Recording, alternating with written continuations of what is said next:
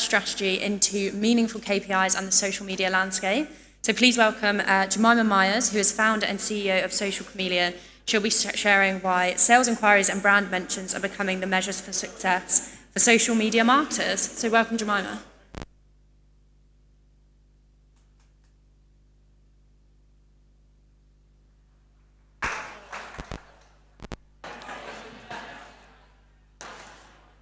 Hi everyone, so thanks very much for joining me. If you did just listen to Ray's fantastic talk, that was a really good segue into what I'm going to be talking about today. If you're just joining us from another talk, or maybe you've been having a mull around, don't worry, I offer lots of context into what I'm going to be talking about as well. So let's jump right in. Social media is the single biggest opportunity for brands looking to sell to Gen Z. But before I go into why, let me briefly introduce myself. My name is Jemima, and I'm the founder and director of Social Chameleon. We are a London-based agency that was founded back in 2020, and in the short 3 or 4 years since inception, we've grown very quickly. We've got a central London office on Chancery Lane, just next to Publicis, actually. We've got a team of 36 amazing marketers and social media managers. We were winner of Social Media Agency of the Year, and we were also winner of Digital Agency of the Year last year in 2023. Now, since day one, our mission has been very clear, which has been to add clear and measurable value to brands through social media. After all, likes, shares, and follows are great, but they mean absolutely nothing if your bottom line isn't budging.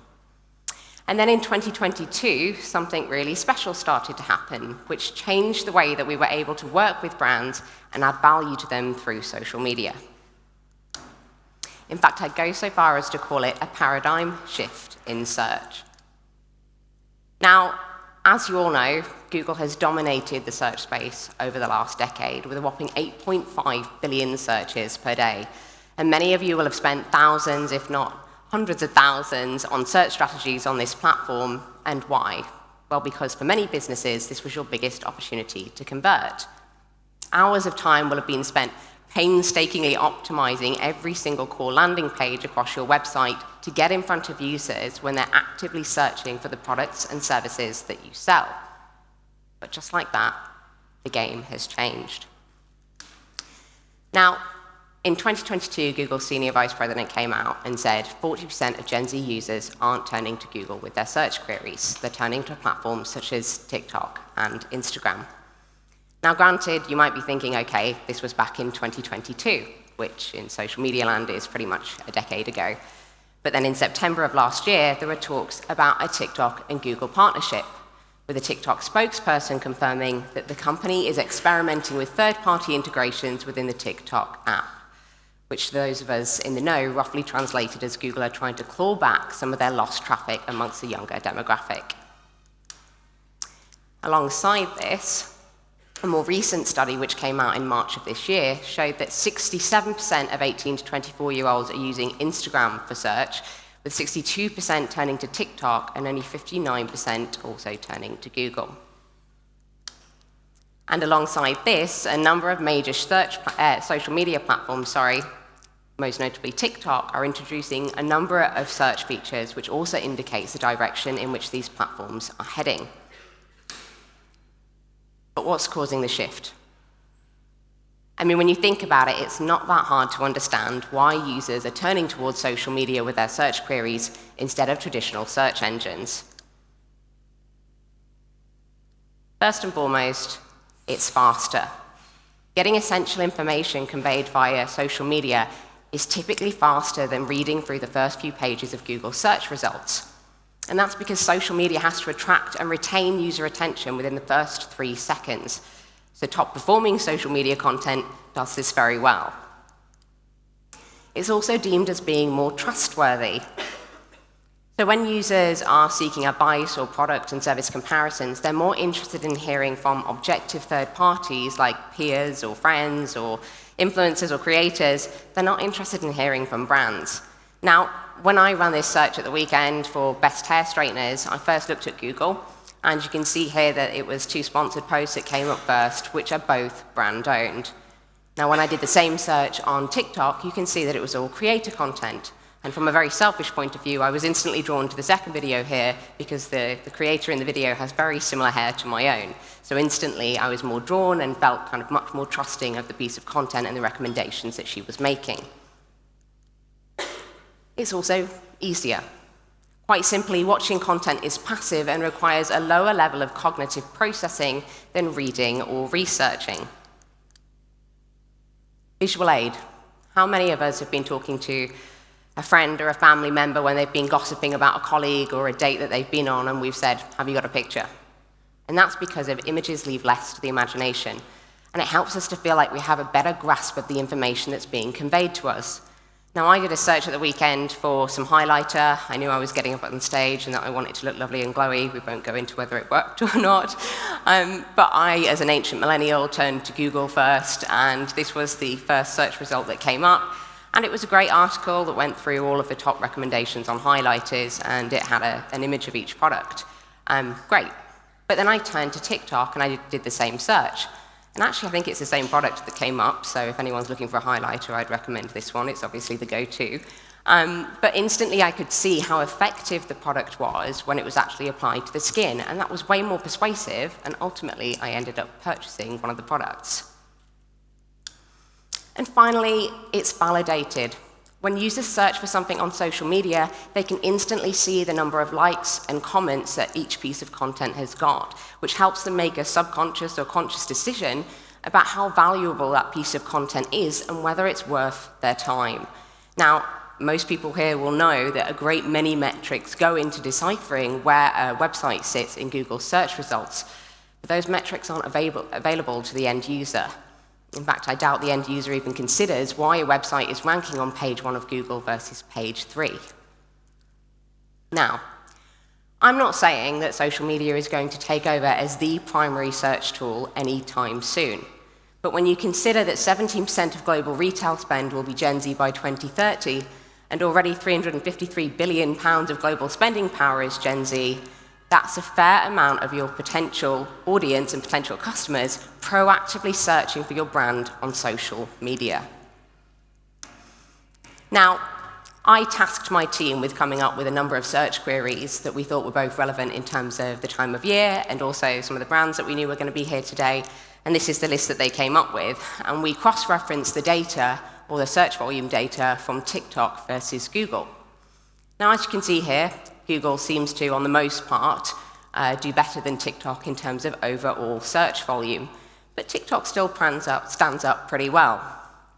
But then what if I told you that this was TikTok's 7-day search data versus Google's 30-day search data? Paints quite a different picture. So, we understand that social media is that social media is becoming a major search tool. But why is it the single biggest opportunity for brands looking to sell? Let's first look at the word opportunity. Now, SEO has long been considered the golden child of the digital marketing mix when it comes to sales. And that's because, quite simply, search presents a greater opportunity to sell. And when we look at the sales funnel, traditionally, social media has only played a key role within the awareness, interest, and evaluation parts of the funnel, with users then turning to Google or review platforms in order to complete the evaluation, make a decision, and then ultimately turning to in-store locations or brand websites to actually convert. And that's part of the reason that social media has had such a bad reputation amongst procurement professionals, because it's pretty hard to rationalize an increased spend on social media when we talk about success in terms of follower or engagement rate or some other slightly opaque metric. In fact, if I had a tenner for every time that I turned up to a meeting with a fantastic set of social media results, because that's all that we do, by the way, fantastic results, and somebody who's not in social media had said, okay, that's great, but what does that actually mean in terms of business growth or business goals? I probably wouldn't be here right now. I'd be jet-setting around the globe somewhere. But the shift in social media or search on social media really changes this, because suddenly every single part of the sales funnel can now take place within social media. Instead of rocking up to a board meeting with a 7% engagement rate, we can now talk sales, which is price of pies makes it a lot easier to ask for additional revenue, additional budget for social media activities. Now, the reason why this is possible is that alongside the shift in user search behavior, all of the major social media platforms have also been investing heavily in social commerce tools. Now, over the last 18 months alone, we've seen TikTok Shop, Instagram shopping enhancements, WeChat Shop, additional Facebook Shop integrations, and a whole host of other features that have entered the marketplace. But it's not just these features alone which are driving the opportunity here. A study also showed that social influence is the #1 purchase driver for Gen Z, with the same study also showing that 85% of men and 86% of women amongst the Gen Z demographic say that social media sways their buying decisions. Now, alongside this, Gen Z are also prolific UGC creators, turning platforms like TikTok and Instagram into digital word-of-mouth powerhouses. Now, the viral hashtag TikTok made me buy it is a testament to this. With over 53 billion views within the platform, a lot of people can relate to having seen something on TikTok and buying it. A study also showed that 72% of Gen Z made a purchase via social media in 2023, and 65% did so directly as a result of UGC. So, I've talked a lot here. When you pull this all together, what I'm saying is that 1, users are proactively searching for products and services on social media. 2, they are then met with a plethora of content that answers their queries. 3, the same content is then the #1 purchase driver behind their purchase decisions. And 4, they can now act on that decision directly within the platforms. So I repeat, social media is the single biggest opportunity for brands looking to sell to Gen Z, but only for those who embrace the shift in search behavior as part of their social media strategy. So what does that look like?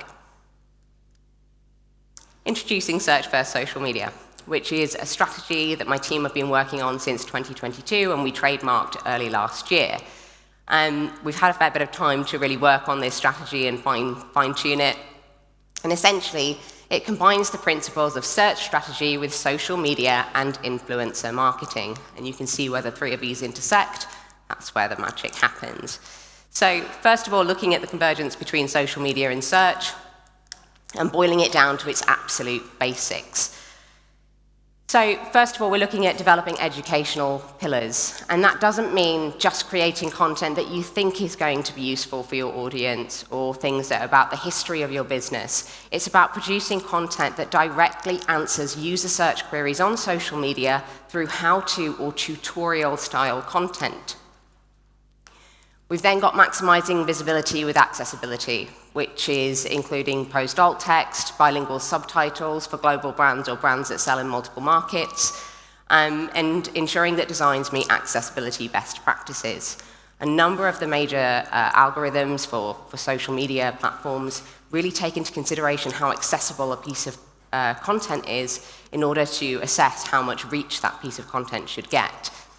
And then finally, we're looking at optimizing for key search queries, so ensuring that bios, content titles, captions, subtitles, designs, and video narration all include relevant keywords. And just as you would with your SEO strategy on your website, also making sure that you don't have 2 pieces of content that are competing for the same keyword.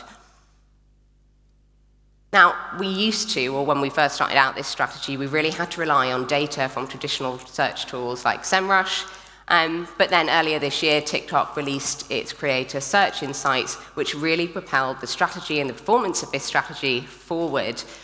So I'll just briefly go through the main tools to be aware of within this feature, and don't tell TikTok, but you can also utilize the data from this platform to inform your kind of strategy for platforms like Instagram as well. So first and foremost, we've got keyword searches, which does what it says on the tin. This is where you can find the most common search queries around any given keyword, and you can really get creative here. You don't just have to search your specific product or service. You can also search your competitors or search relevant influencers in order to find kind of relevant queries that you can then produce content for. We've also got trending searches, which is your opportunity to find the most viral or potentially viral opportunities for producing content. So this allows you to find the most searched for queries for any specific industry. It's always nice to have a viral post on your end of month report for social media. Then we've got content gaps, which is my personal favorite tool. This is your biggest opportunity to grow reach quickly through a search-first strategy. So this allows you to find the content with the highest search volume, but the least amount of content already on the platform that answers users' queries. So brands that are able to quickly fill those gaps have the biggest opportunity to rank very quickly as a top-performing piece of content. And then finally, we've got searches by followers. If one thing is true of pretty much every enterprise-level client that comes to us, they have a fantastic following, but more often than not, they have a pretty bad engagement rate. So this tool really allows you to tap into the mindset of your existing followers and discover the searches that they're most frequently asking on the platform, and to allow you to produce content that then re-engages them. Now you might be thinking, okay, so where do influencers come into this?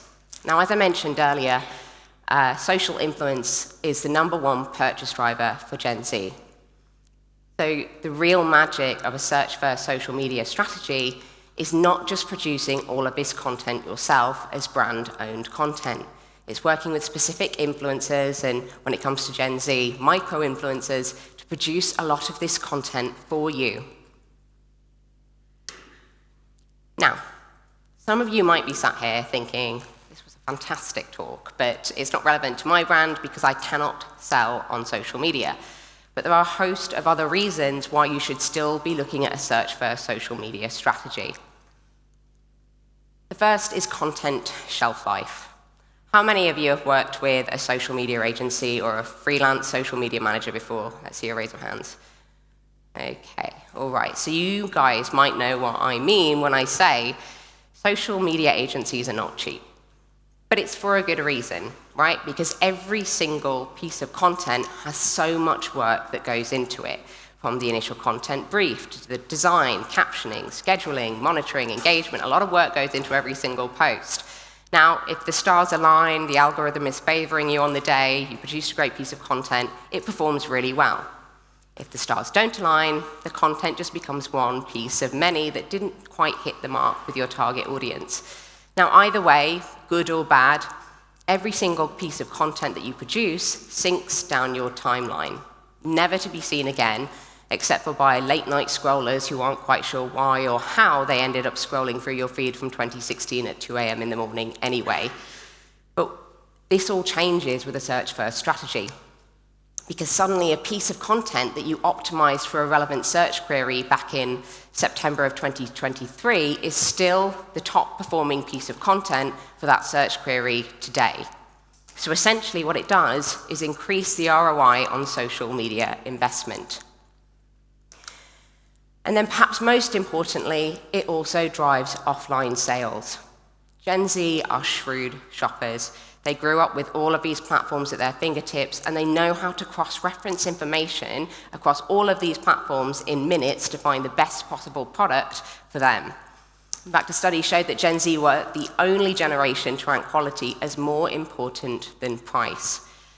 So getting in front of these users when they're making their decisions, before they've even stepped into a store, before they've landed on your brand website, they already know what they're going to buy. So getting in front of them while they're making their decision, i.e. on social media, is absolutely crucial. So, to summarize what I've talked about today, we've looked at the shift in search behavior amongst the Gen Z demographic. We've seen why the shift is taking place. We've looked at why social media is an opportunity to sell. We've looked at how to leverage the opportunity through search-first social media. And finally, we've looked at some of the additional benefits of search-first social media strategy, even if you don't sell on social media. So for anybody who joined halfway through or dozed off, don't worry, I can't see, the lights are glaring at me. You can download the presentation here. We'll just steal a few details from you. And I'll just give you a second to scan. If you've got any questions for me, if you'd like to grab a coffee or something stronger, I'll probably need it after this. Or if you want to see cute pictures of my 2 Frenchies, I post far more frequently than I should, my 2 pet dogs on LinkedIn, then please connect with me here. And with that, I'll open the floor to any questions. Thank you.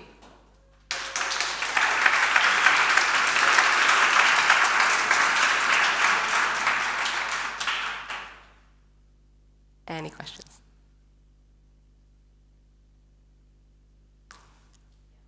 There we are.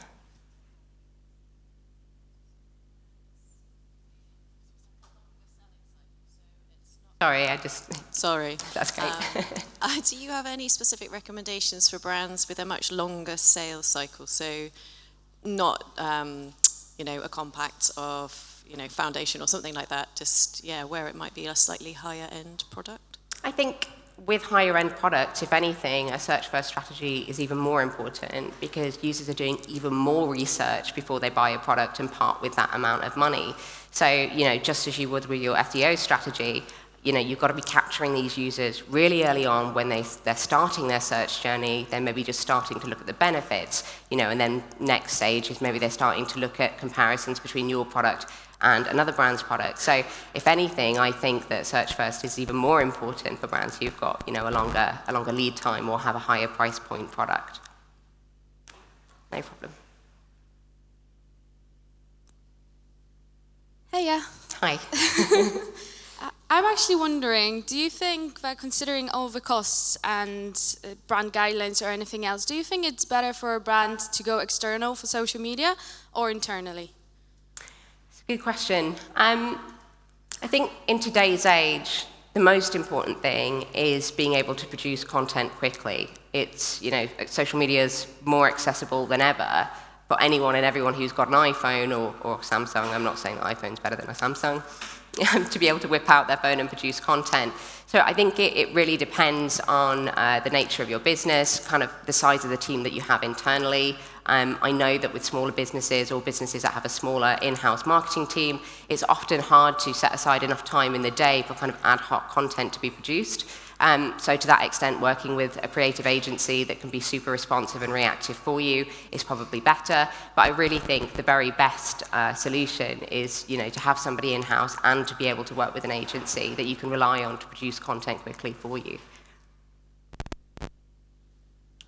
Hello. You mentioned about content shelf life. Do you think it's worth investing more in jumping on a trend to appear for search on socials or producing evergreen content that's not likely to go out of trends?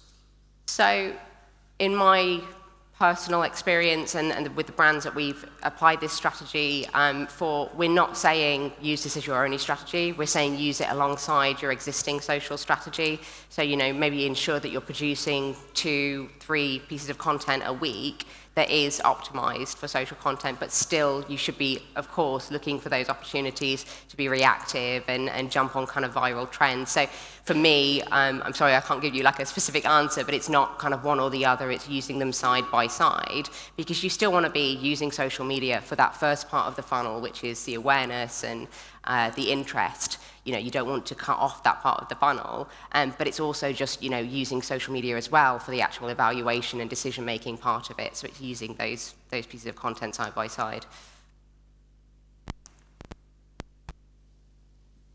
Just taking the opportunity while the mic's right next to me. Jess here at JISC, which is a kind of edtech company.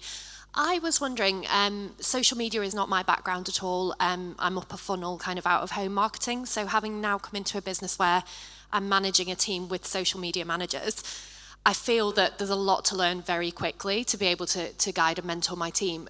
Would you recommend kind of any best-in-class examples outside of your own clients that I could follow and keep an eye on, or any particular training or learning beyond this to kind of expedite my training?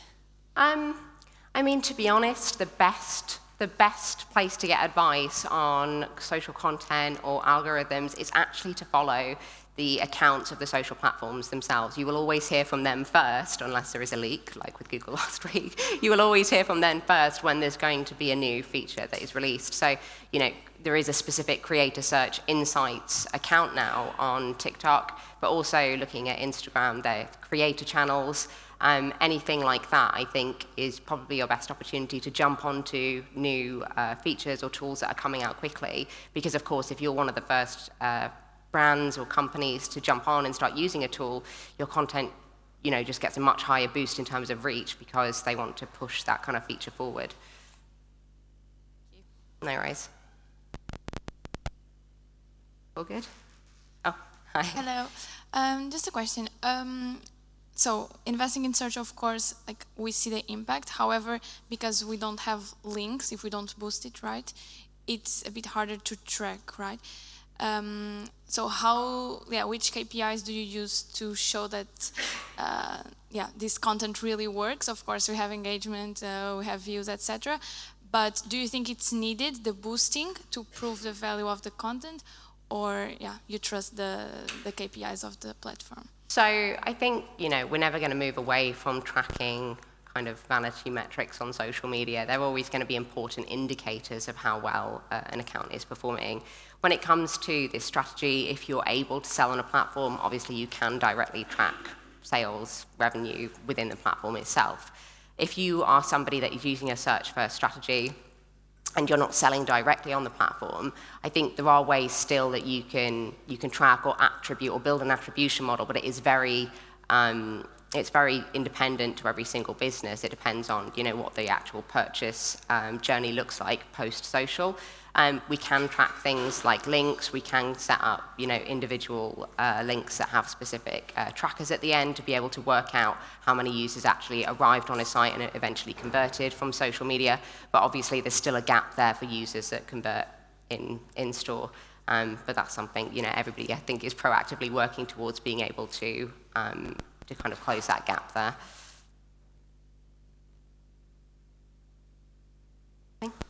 Oh, good. Lovely. Thank you very much. Thank you.